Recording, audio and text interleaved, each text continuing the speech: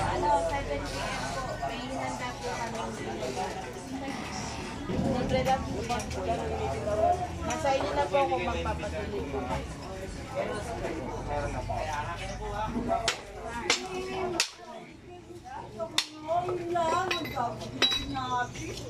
Hindi ko tika kasi hindi kita may tika.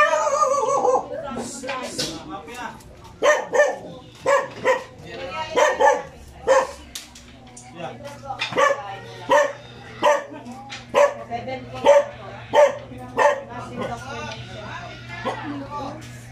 Libre lang po ito. Makikinig lang po kayo. Para pagpasulit po kayo. Pagkakataon nyo ito para magpahuli ng kayo.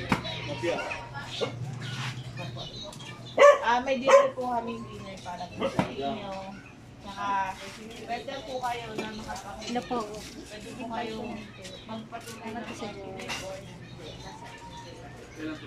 Bukas po, 7. Sa Diyos. Nalang po, malapit lang po sa Metro Light. Dito lang po kami. Kami mataas na bahay.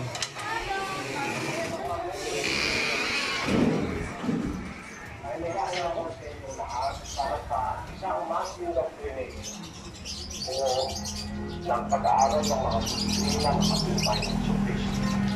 Ano po ba ito mga kababayan? Pag-aaralan natin ano ba ang mga utos ni Kristo, mga aral ni Kristo, aral ng Ebanghelyo na para sa ating panahon. Kasama ba rito ang pagbibigay ng isampu?